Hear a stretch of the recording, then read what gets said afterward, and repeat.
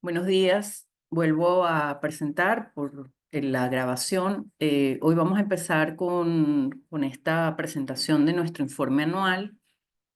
Lo llamamos así el colapso definitivo de la fachada democrática en Venezuela porque después de las elecciones de 2024, julio de 2024, no cabe duda que ya la fachada institucional que se trataba de mantener, la apariencia de democracia, pues cayó.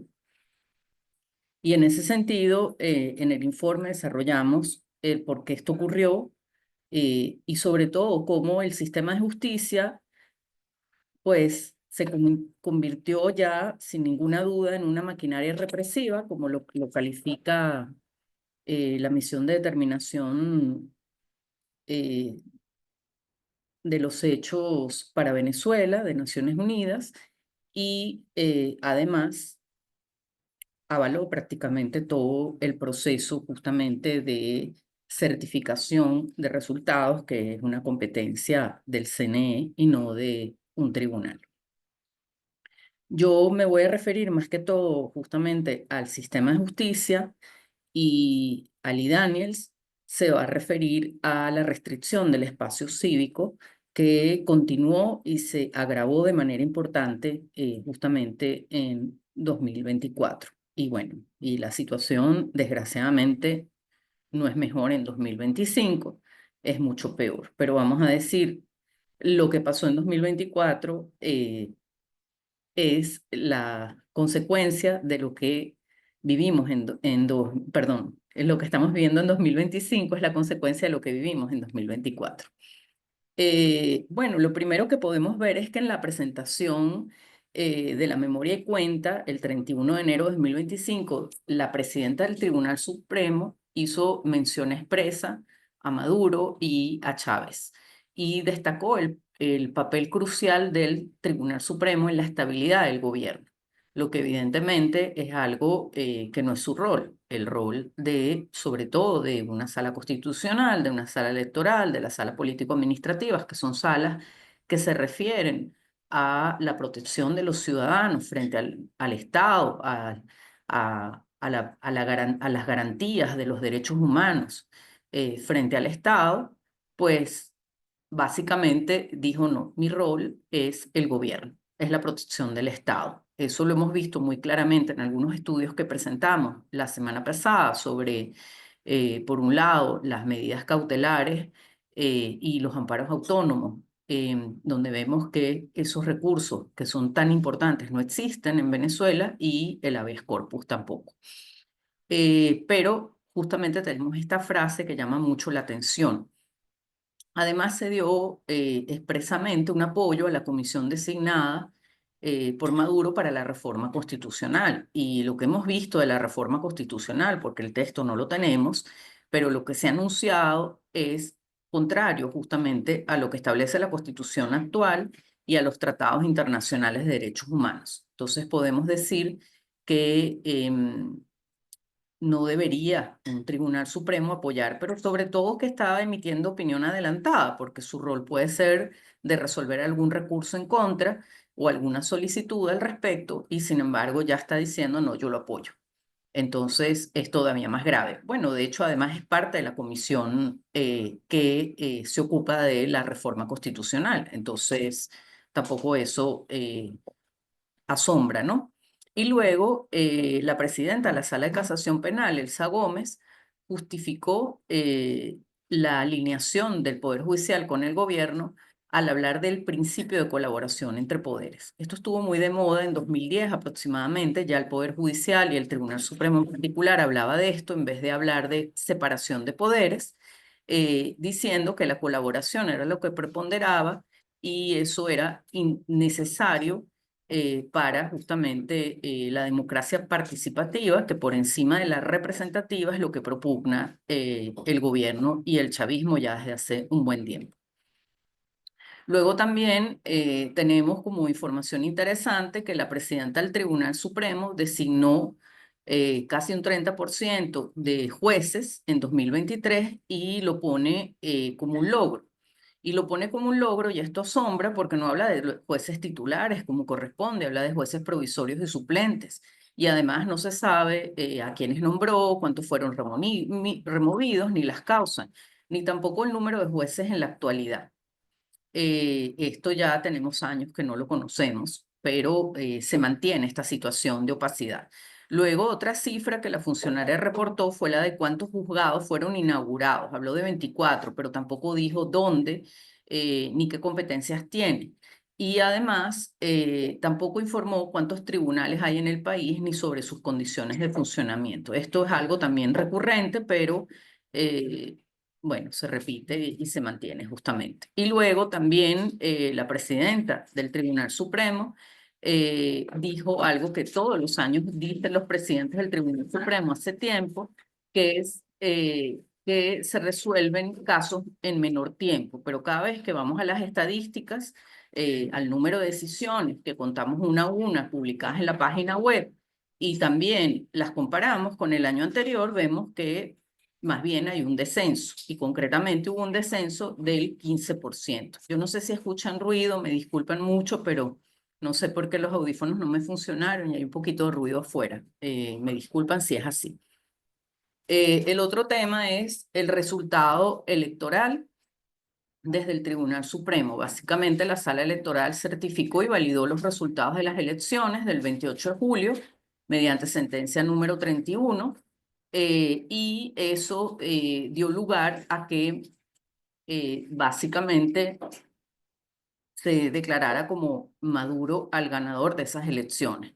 Esta decisión se toma sin seguir un proceso legal, por lo menos el establecido en la ley orgánica del Tribunal Supremo, con un recurso que se llamó contencioso electoral, pero que no cumple con los requisitos de un contencioso electoral, que es para anular actos del Consejo Nacional Electoral, no para certificar resultados electorales, eso es competencia del Consejo Nacional Electoral, y además se hizo tras un peritaje donde había expertos no identificados sin publicar el texto completo del fallo, lo cual hoy en día no está, el cual no está publicado y entonces no se conocen las razones jurídicas de, de por qué esta decisión, qué es lo que justifica esta decisión. Y finalmente la Sala Constitucional confirmó la decisión de la Sala Electoral mediante las sentencias 211 y 212 por recursos intentados por Enrique Márquez y, disculpen, aquí hay un error, y Antonio Carri, respectivamente. Y básicamente dijo que no había lugar porque era cosa juzgada, pero es que la revisión requiere cosa juzgada para que sea procedente. Entonces no se entiende tampoco por qué hubo esa decisión o esas decisiones cuando además, justamente en estos casos, eh, em, se daban todas las condiciones para que hubiera esa revisión. El otro tema es que, denme un momento, ¿se escucha mucho ruido? Si me pueden confirmar. No. No, puedes seguir adelante. Ok, si no me cambio. Gracias, muy amable. Ok, entonces luego lo otro es que hubo también, bueno, a partir de toda esta situación que acabo de explicar, particularmente de esta situación que se fue dando este resultado electoral y se fue certificando una serie de protestas y eso dio lugar a una serie de detenciones masivas e indiscriminadas que fueron denunciadas así y calificadas de esa manera por la Comisión Interamericana y la Misión de Determinación de Hechos para Venezuela, porque no es que, vamos a decir, hubo como en otras ocasiones personas percibidas como opositores o calificadas como tales, sino en este caso fue algo masivo y además indiscriminado. Sí hubo un target de personas de cierta edad en general, pero no necesariamente. Entonces, las aprehensiones además se dieron obviamente fueron de naturaleza arbitraria porque no había órdenes judiciales ni circunstancias de flagrancia en la mayoría de los casos. Em, Allí es donde la misión en su informe de septiembre de 2024 dijo que el Tribunal Supremo de Justicia y el Ministerio Público son parte de la maquinaria represiva del Estado. Hubo también una denegación masiva de justicia en cuanto a las solicitudes de habeas corpus, lo que ratifica el estudio que hicimos nosotros entre 2021 y 2023, que lo publicamos la semana pasada, y esto fue en 2024, y es justamente lo que vemos. Esa es la tendencia. Incluso el caso no es solo que las inadmiten por algún tema formal o simplemente con el tiempo simplemente no responden y después dicen que es que se decae el recurso porque no hay movimiento por parte de la parte involucrada, sino que, o no hay interés, sino que en este caso incluso no hubo recepción de esos habeas corpus, lo que agrava el patrón que conocíamos antes. Claro, al no haber recepción, no hay constancia y es más difícil saber que eso ocurrió, sino que se supo, pues, por víctimas que fueron denunciando esta situación. El otro tema es que, como ya es costumbre, el gobierno le da instrucciones al Poder Judicial sobre qué debe hacer. En este caso fue algo todavía más represivo y cerrado, en el sentido que también lo habíamos visto antes, pero estamos hablando incluso de juicios masivos, de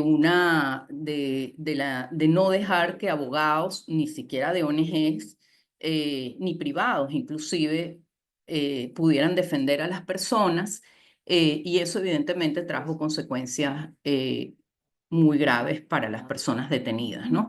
Y tenemos casos de destitución de una fiscal y así como la detención y además también de una juez que justamente consideraron que la detención no era procedente y por eso fueron a su vez ellas detenidas.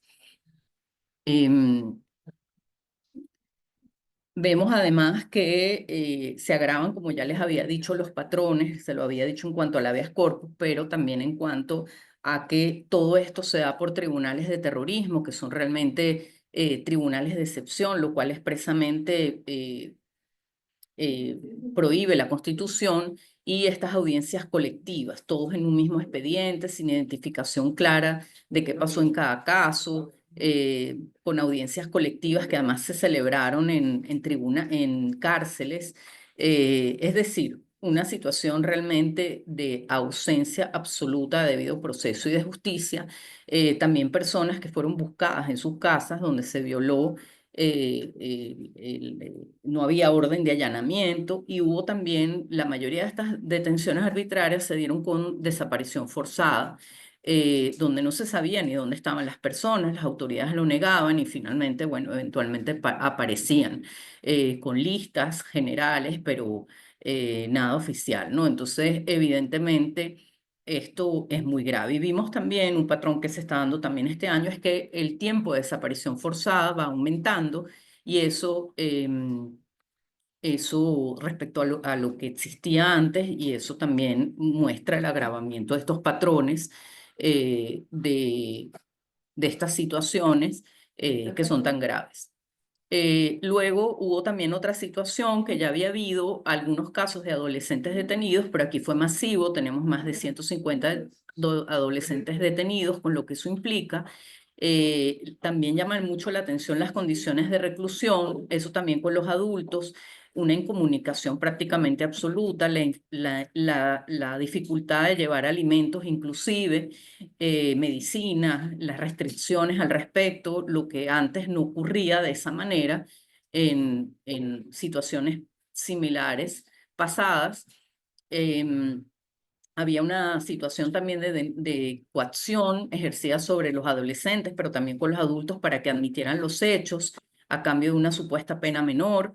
Y hubo casos muy graves, como por ejemplo el de una adolescente embarazada que fue encontrada, que ella mientras estaba bajo custodia del Estado, los agentes policiales le insinuaban que que lo mejor era que abortara o que la harían abortar para no tener hijos terroristas, entre otras cosas que sucedieron. Luego también vemos una represión masiva con extranjeros, donde hay un montón de extranjeros presos todavía hoy en día, de varias nacionalidades. Hubo una política de Estado en ese sentido Y lo que vimos también con los venezolanos con doble nacionalidad, caso, por ejemplo, muy importante, el caso de Rocío San Miguel, es que no se deja que haya asistencia consular. Es un derecho también que desapareció, a pesar que está en la Constitución, en tratados internacionales, es parte básica del debido proceso. Y bueno, finalmente las condiciones de los sitios de reclusión están cada vez peor. Y eso, evidentemente, eso agrava las condiciones de salud de las personas recluidas. Muchas veces se alerta sobre las condiciones de salud y estas personas no son llevadas a médicos de manera oportuna y ha habido muertes que han ido aumentando de personas encarceladas, lo que es muy grave, evidentemente. Tenemos también una situación con los abogados, ya desde Acceso a la Justicia lo habíamos comentado en un informe que hicimos sobre la intervención de los colegios de abogados y lo hemos seguido comentando en informes específicos que hemos hecho sobre la vulneración de la libertad de asociación, donde también hablamos de intervenciones de otras organizaciones privadas. eh, y tenemos el caso específico de María Alejandra Díaz, que fue un caso muy sonado de ella que acompañó el recurso de Enrique, eh, pues al final del día, que por cierto él está preso hoy en día, en el caso de ella se le impuso una sanción y fue de ser suspendida temporalmente del ejercicio de la profesión, lo cual también implica una intervención importante dentro de las potestades que tienen los colegios de abogados y además se le impuso una multa.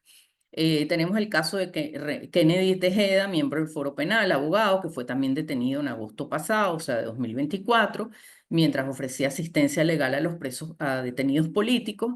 Y otro caso es el de Henry Gómez, que también trataba de mediar en una protesta entre manifestantes y fuerzas de seguridad y fue arrestado también. Em, bueno, todo esto muestra con hechos, con datos, la situación tan grave de la falta de independencia judicial en Venezuela y de la justicia, y además la ausencia de Estado de Derecho, donde un tema clave es la justicia, el funcionamiento, y vemos además sobre todo el mal funcionamiento de la justicia penal, que está totalmente distorsionada en su rol, que es al revés al que debería tener, no hay nada de garantismo, todo lo contrario y está dirigida a castigar a personas por el solo hecho de expresar su opinión. Entonces, justamente no es de extrañar que la organización World Justice Project haya clasificado a la justicia penal venezolana como la peor del mundo por 10º año consecutivo, pero incluso dentro de ese patrón vemos que hay siempre una disminución del número que se acerca cada vez más a cero, ¿no? Del porcentaje de medición. Y luego, la otra cosa que dice es que es la menos independiente del mundo, porque dentro de la justicia penal, uno de los indicadores es la independencia, obviamente, judicial, y dice que es la menos independiente después de la de Nicaragua, o sea, a ese nivel estamos. También se ve como la mayoría de los encuestados percibe los tribunales venezolanos como incapaces de ejercer un rol de control frente al Ejecutivo, que es muchas veces su rol, que lo hemos explicado, y que el sistema de justicia pues está cooptado. Y bueno, lo que ya hemos hablado, que no hay debido proceso, no hay derecho a la defensa, no hay un juez imparcial, no hay presunción de inocencia, lo que genera una situación generalizada de indefensión. Esto ya lo había dicho la Misión de Determinación de Hechos en su informe 2021, donde analizaba el sistema de justicia, que el problema en Venezuela no era solo de los que son presos políticos o de las personas percibidas como políticos u opositores, sino era un tema generalizado por la ausencia de Estado de Derecho, la falta de institucionalidad y además porque justamente el Poder Judicial distorsionó su rol y no lo ejerce para nadie, ni siquiera en el campo de la justicia civil, porque que sería la no penal, vamos a decir, también contencioso administrativo y otras instancias o otras ramas, porque vemos que también la justicia civil está muy mal, está de penúltimo lugar en este informe, y entonces esto es algo que hace que estemos en indefensión los venezolanos. Bueno, muchísimas gracias. Doy la palabra a Lee Daniels Yo, bueno, no me presenté desde el punto de vista académico, porque realmente, pues, creo que aquí todos me conocen, pero bueno, yo soy abogada, soy especialista en Derecho Administrativo de la Universidad París II, tengo un máster en Economía, Derecho y Políticas Públicas en el Instituto Ortega, sede de la Universidad Complutense de Madrid, he tenido publicaciones en Estado de Derecho, Democracia y Derechos Humanos. Y además tengo un pequeño libro que ya publiqué hace unos cuantos años, en 2011, que se llama La Revolución Judicial en Venezuela, que está en la página. En la página hay un rincón de Laura donde pueden ver no todas mis publicaciones, pero casi todas si les interesan.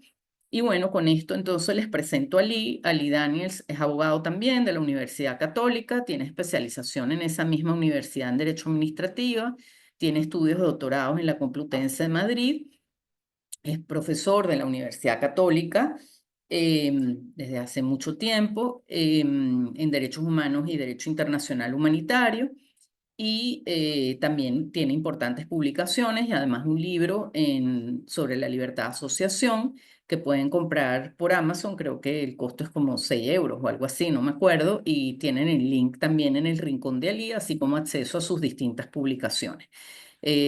Bueno, muchísimas gracias. Entonces le doy la palabra a Lee. Y luego de mí, entonces vamos con las preguntas que tengan y muchas gracias por su espacio. Espero que los ruidos externos no se escuchen. Gracias. Buenos días, Laura. Tienes que dejar de compartir la presentación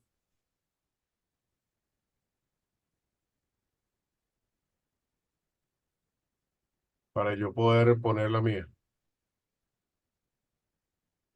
¿Aló, me escucha? Sí, ya, disculpa que no me había dado cuenta. Ok.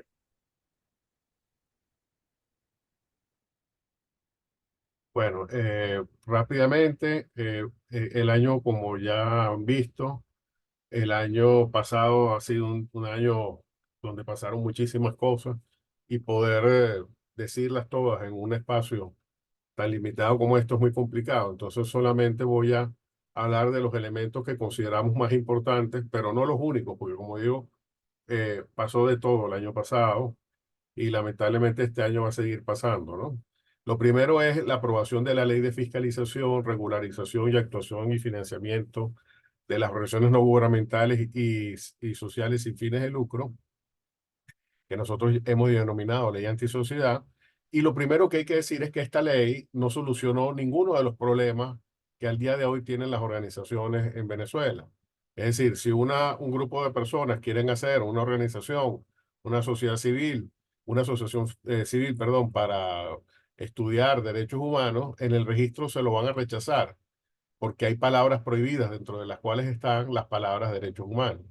Eh, eh, con- eh, em, para que una organización ya constituida pueda registrar su acta, pueden pasar meses, ¿no? Y esos son problemas que la ley no ha resuelto y que más bien ha complicado más todavía, ¿no? Lo digo porque la ley dice que es para facilitar el ejercicio de la libertad de asociación y la práctica que hemos visto hasta ahora es precisamente que es para todo lo contrario.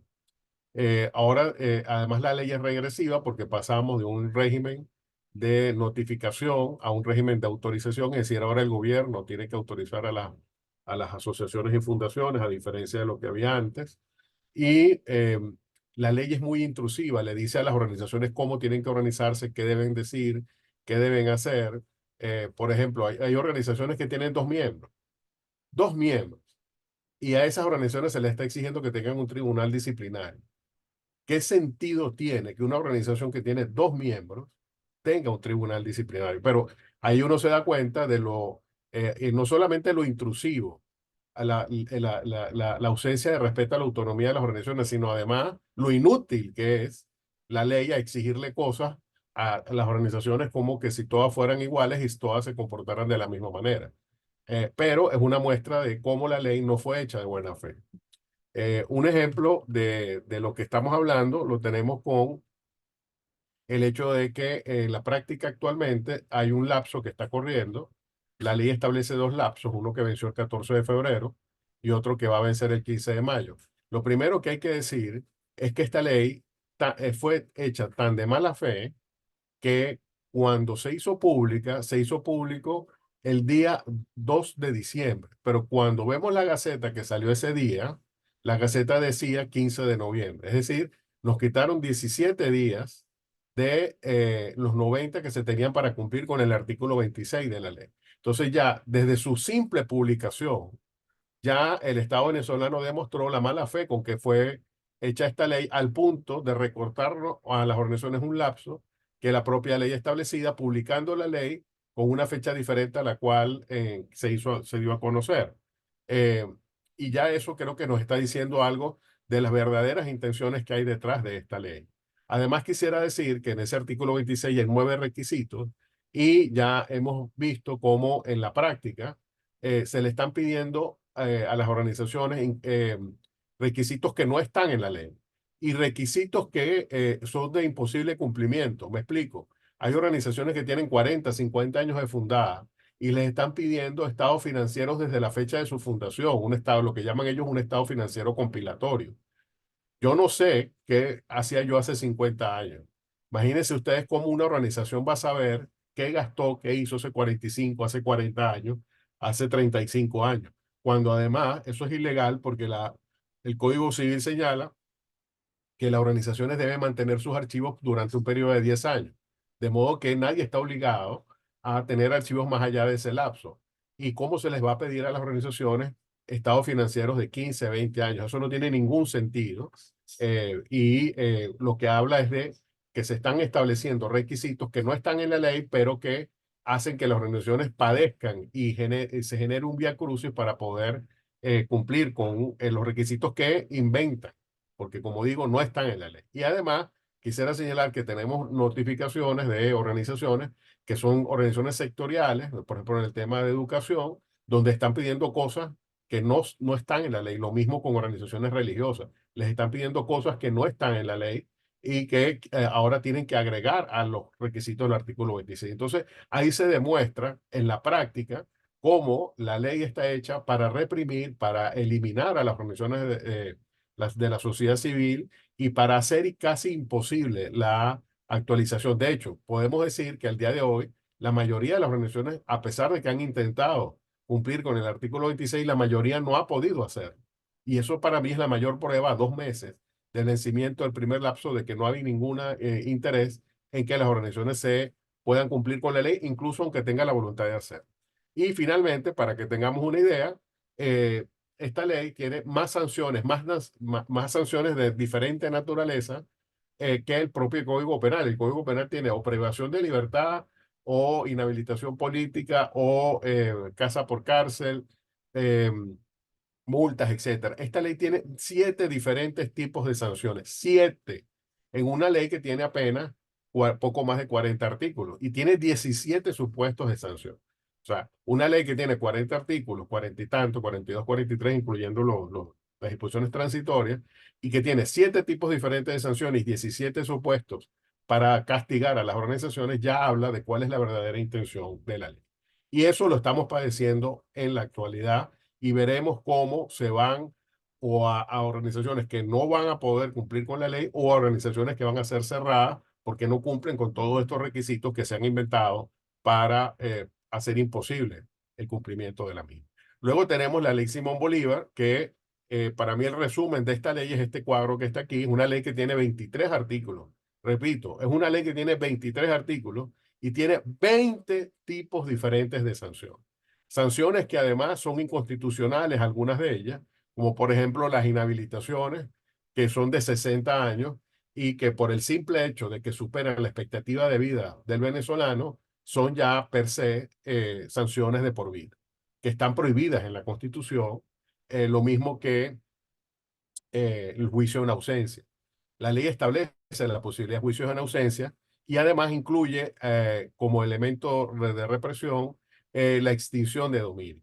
En este sentido, los que quieran, los que estén interesados en el tema de la extinción de dominio, tenemos ahí una conferencia que se dio con motivo de la primera sentencia que se dictó al respecto y ya les puedo decir que esa sentencia demuestra que la ley de extinción de dominio no se está cumpliendo en sus términos que ya están mal concebidos, pero además están peor aplicados, ¿no?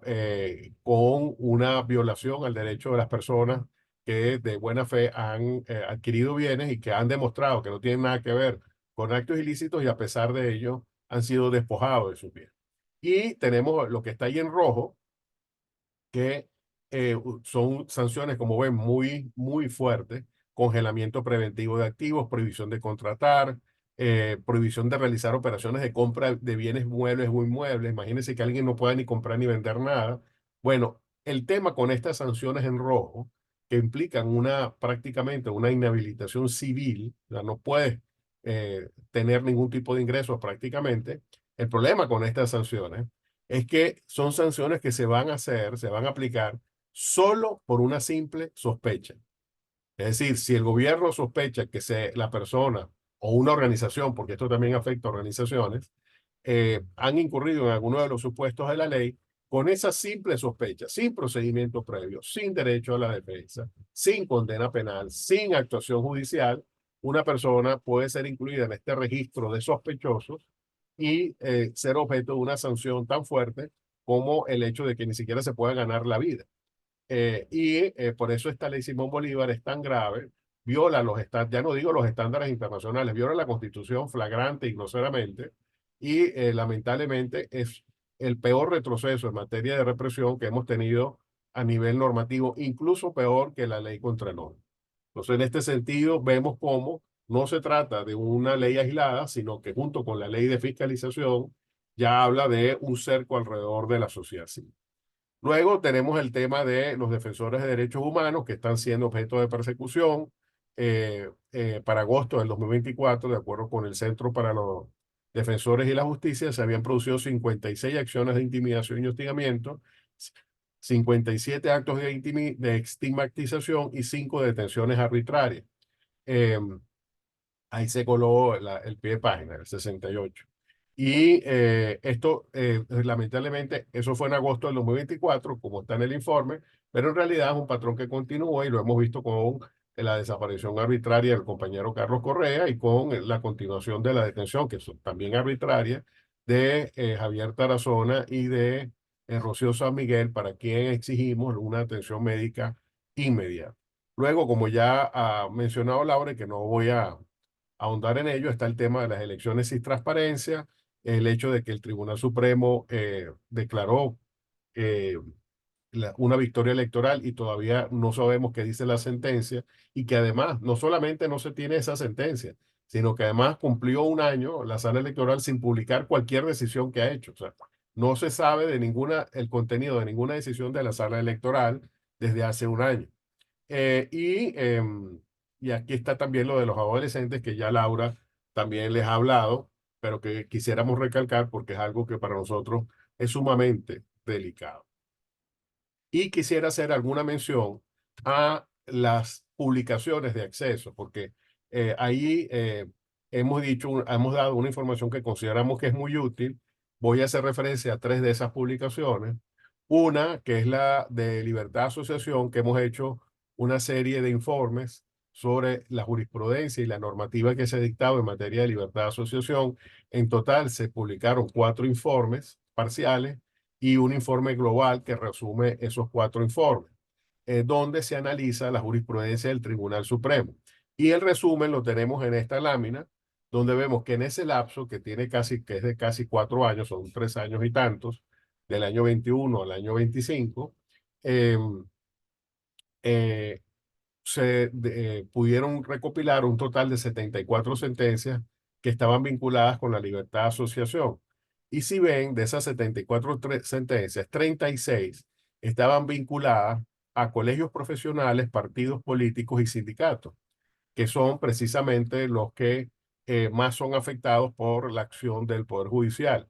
Y en este sentido, no es, por supuesto, ninguna sorpresa que la mayor número de sentencias tenga que ver con partidos políticos que han sido intervenidos, que así se le ha impuesto juntas directivas. Y yo quisiera señalar que el hecho de que se intervenga una organización y se imponga una junta directiva viola la libertad de asociación, en la medida en que, si, por ejemplo, hubo una elección indebida, si ha habido irregularidades en una elección, bueno, eso pasa en cualquier parte, eso no es ningún problema. Pero lo que debía haberse hecho es decir, bueno, o se mantiene la directiva anterior, o los miembros de la asociación o del partido político de que se trate nombren de una vez una nueva junta directiva y sea la voluntad de los socios los que, o de los asociados los que nombren a la junta directiva. Aquí no, aquí se ha impuesto en la junta directiva y después no se hacen elecciones o se hacen años después cuando el control de la organización ha pasado a manos de esta junta directiva escogida a dedo.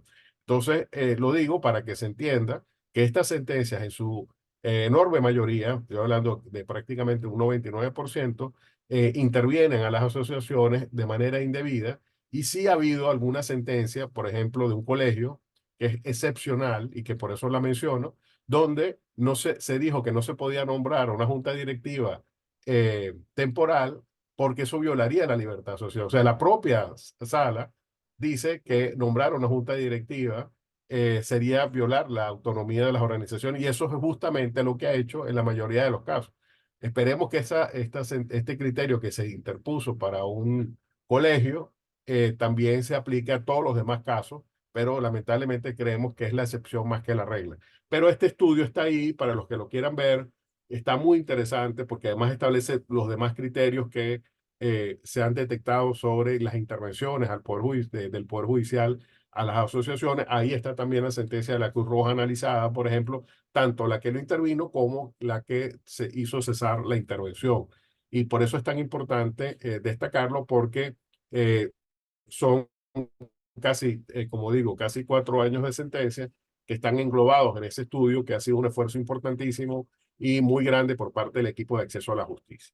Luego está el otro estudio que también para mí es muy importante, que es el de la habeas corpus. Recordemos que el habeas corpus es una garantía que establece la Constitución, que cuando una persona se considera que esté arbitrariamente detenido, un abogado puede interponer ese recurso para que sea presentado ante un juez y el juez evalúe la legalidad o no de esa detención.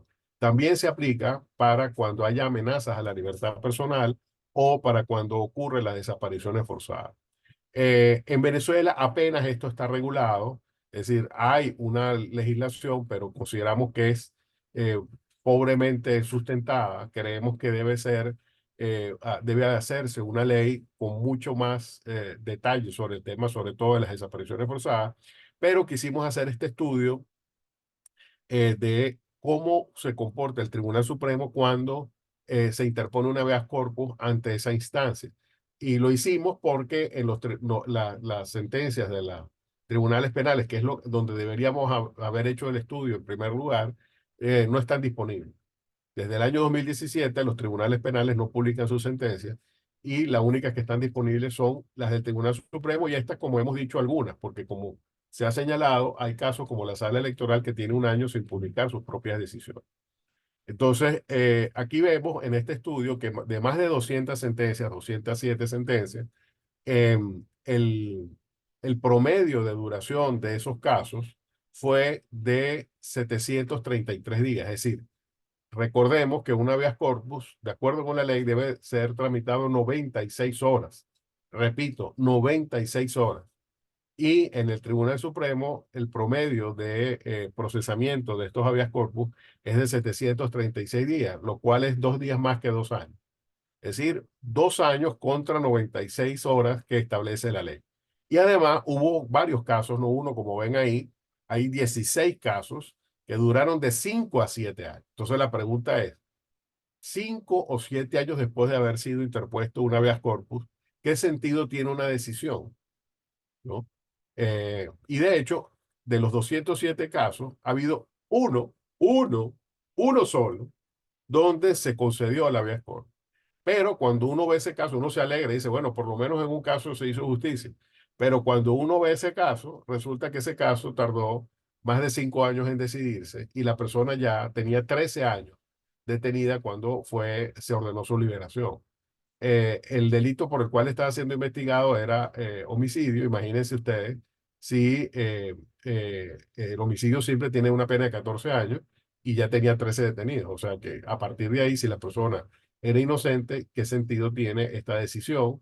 Además, el proceso duró, como digo, más de casi 6 años y a pesar de eso, la Corte ordenó su liberación, como digo, eh, que no sé ya qué sentido tenía. Bueno, obviamente es bueno que la persona ojalá haya sido liberada, porque no nos queda constancia de que la persona haya sido liberada, porque ese es otro tema. El hecho de que un tribunal ordene la liberación de una persona no implica necesariamente que esa persona vaya a liberarse. De hecho, varios de los casos que están en este estudio son de ese supuesto, es decir, personas. Hay un caso, por ejemplo, donde el tribunal ordenó la liberación de la persona porque cumplió la pena, ¿no? Cumplió la pena y en el expediente constaba que 10 meses después todavía estaba detenido. Luego la sala declaró inadmisible el habeas corpus porque se había liberado. ¿Ok? Pero luego de varios meses de que se había hecho la orden de liberación. Y eso demuestra cuál es la situación del habeas corpus en Venezuela, es decir, una situación de inexistencia prácticamente del habeas corpus. De hecho, hemos hablado con los compañeros de Provea que recientemente han interpuesto recursos de habeas corpus y nos dicen que no hay tramitación, que apenas hace unas semanas interpusieron uno y lo que había ocurrido, por lo menos hasta la semana pasada, varias semanas después de haber sido interpuesto, era que le habían dado el número al expediente. Imagínense ustedes. Varias semanas después, lo único que había ocurrido es que les habían dado apenas el número del expediente. Y este estudio analiza otros casos que, por supuesto, no voy aquí a comentar por razones de tiempo, pero que está en la página web para el que lo quiera ver, porque de verdad el estado de la habeas corpus en Venezuela es el estado del sistema de justicia en Venezuela. Es decir, un sistema donde no hay ninguna prevalencia por las garantías mínimas que debe haber en el proceso y donde no se garantiza que una persona que esté en una situación clara, flagrante, grosera de violación a su libertad personal pueda ser protegida por un tribunal, porque el propio Tribunal Supremo lamentablemente no hace eso. Y quisiera terminar este punto señalando que hubo dos casos donde se habló de desaparición forzada. Y de hecho las sentencias citan lo que dice el abogado en un caso donde dice que una persona no solamente fue desaparecida, sino que además fue torturada. Y la decisión del tribunal fue hacer caso omiso de esas afirmaciones del abogado y una decisión formalista diciendo que era incompetente y que tenía que decidirlo un tribunal de instancia, una corte de apelaciones, y remitió el caso a una corte de apelaciones. A pesar de que se le dijo, mi defendido fue desaparecido, mi defendido fue torturado, que lo menos que debió haber hecho la corte era decir, bueno, remitimos el expediente a la fiscalía para que se investiguen estas gravísimas denuncias de desaparición forzada y de tortura, pero nada de eso está en la sentencia. Entonces, como ven, este cuadro del habeas corpus que está en este estudio, que les pido que lo busquen, porque la verdad que está muy bueno, está muy bien sustanciado, está muy técnico, pues lo puedan ver. Y igualito está la presentación que hicimos en su momento en el canal de YouTube de Acceso a la Justicia. Aquí está el caso que les comenté del habeas corpus que fue concedido. Como ven, la Sala Constitucional tardó más de 6 años en decidir porque el habeas corpus se presentó el 10 de julio del 2017 y la decisión ocurrió el 21 de diciembre del 2023, lo cual pone en evidencia cómo se procesa un habeas corpus en el sistema de justicia venezolano.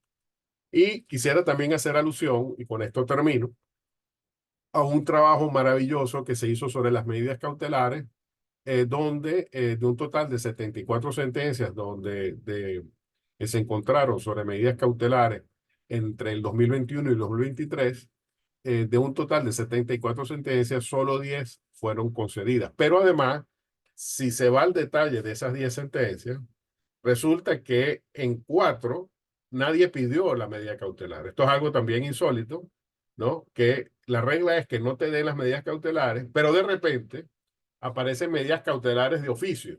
Y generalmente esas medidas cautelares de oficio, curiosamente, eh, son a favor del Estado. Entonces aquí vemos cómo al particular en general se le niegan las medidas cautelares, pero si es el Estado, no solamente se les da la que pide, sino que además las que no pide también se le dan. Entonces esto es realmente lamentable porque, bueno, ya lo dijo en algún momento García Enterría, donde no hay justicia cautelar, no hay justicia. Porque si la orden de la administración pública es, por ejemplo, demoler un edificio, si ese edificio se tumba, después no hay manera de volver a resarcir, por más que después haya alguna compensación económica, el daño ya es irreversible. Y esto es lo que ocurre en Venezuela. No hay una protección al ciudadano, a pesar de que pueda haber medidas tan fuertes como el cierre de un negocio o la extinción de la propiedad de un bien de una persona eh, eh, a través de una medida de la administración pública, pero no hay un tribunal que se atreva a prohibirle, porque al final de eso se trata las medidas cautelares, es prohibirle algo al Estado. Y la pregunta en Venezuela es, ¿quién le prohíbe algo al Estado en Venezuela? Bueno, los que deberían hacerlo, que son los tribunales, no lo hacen. Entonces ya vimos que en el caso de habeas corpus no procesan los habeas corpus con la diligencia que la ley establece, sino que además tampoco los aceptan en los tribunales de instancia, que ese es el otro problema, ¿no? Y por eso, por ejemplo, los compañeros de Provea están intentando los habeas corpus ante el Tribunal Supremo porque los tribunales de instancia se niegan siquiera a recibir estos requisitos. Entonces, como ven, tenemos muchísimas cosas que decir. Cada una de estas láminas tienen un estudio detrás con toda una información muchísimo más amplia que yo les invito a que consulten. Y les quisiera también señalar que Acceso a la Justicia estará muy pendiente de hacerle seguimiento a la aplicación de la ley antisociedad, porque, como digo, cada vez vemos cómo la aplicación de esta ley es todavía peor que la ley. Y es parte del problema que se está presentando. Bueno, muchísimas gracias y bueno, atentos a cualquier pregunta que se quiera hacer.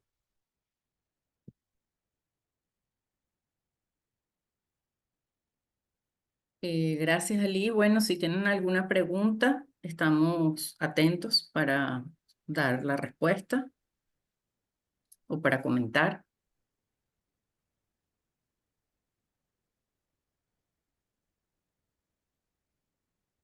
Sí, Calisto, adelante. Sí, buenos días. Muchas gracias por esta oportunidad y por la magnífica exposición, muy rica en contenidos y resultado de investigaciones que sin duda son importantes. Y en ese sentido, mi pregunta va dirigida al tema del agotamiento de recursos internos con fines de acudir a instancias internacionales. Entonces, visto que existe una suerte de política de Estado, yo quisiera saber cómo ven ustedes la posibilidad de elevar estas situaciones ante mecanismos de las Naciones Unidas, que son los que podrían en algún momento, en particular el Comité de Derechos Humanos, por ejemplo, para que el comité tenga alguna manifestación sobre la situación en Venezuela.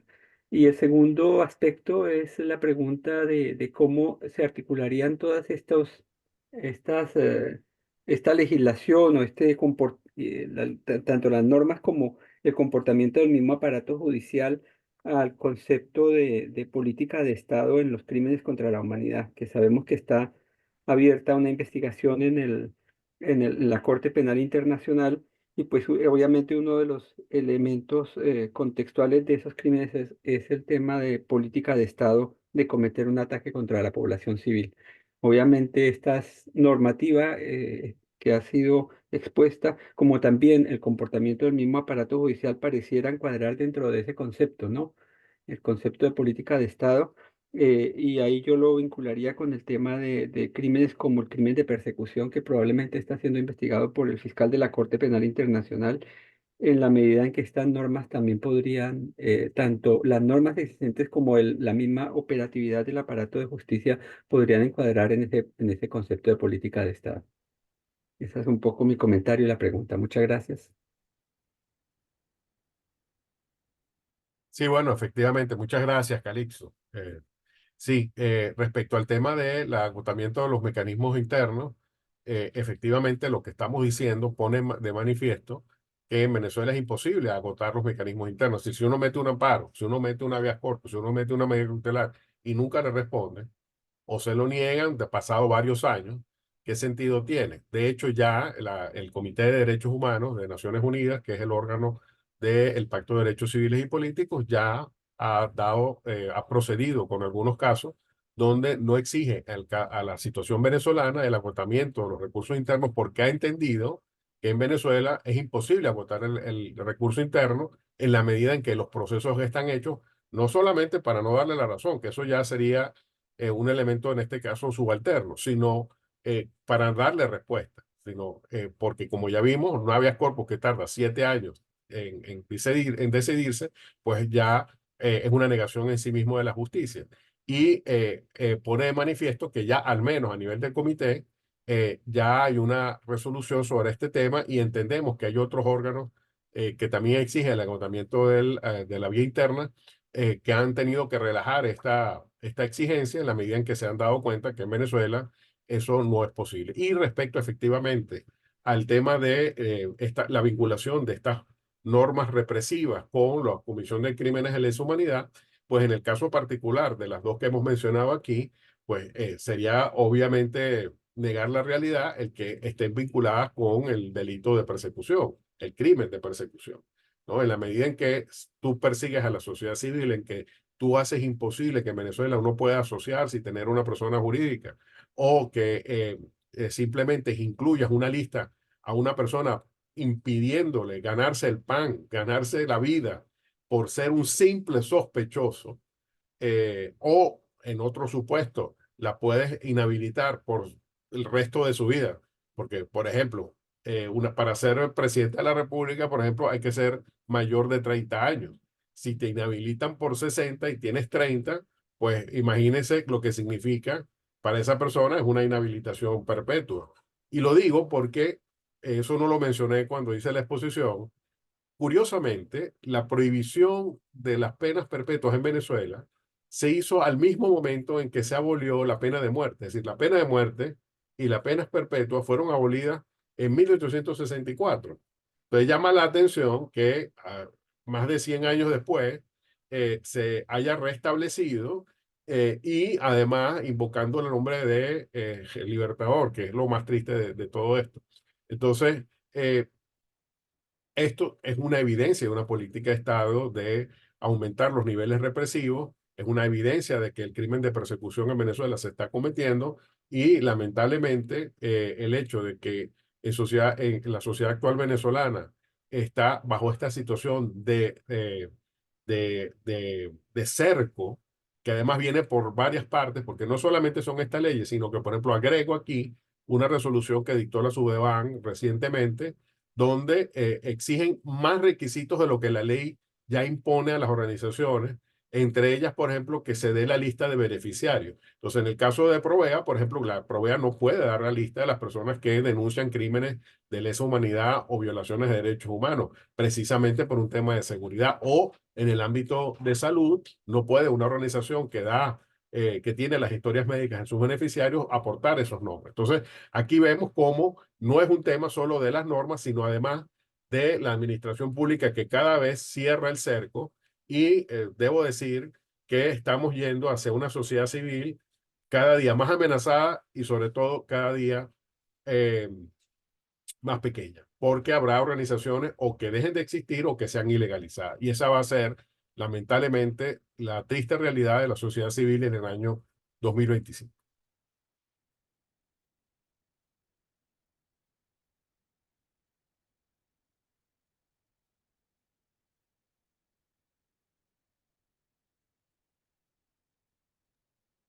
¿Hay alguna otra pregunta? Bueno, si no hay más preguntas ni comentarios, entonces, bueno, muchas gracias por los comentarios y que dejaron en el chat. Y bueno, que tengan un feliz mediodía. No sé si Ali quiere decir algo más. No, muchas Eh, gracias y sobre todo muchas gracias al equipo de acceso a la justicia. Yo siempre lo recalco, el informe de medidas cautelares y el informe de la habeas corpus, yo no tengo nada que ver ahí.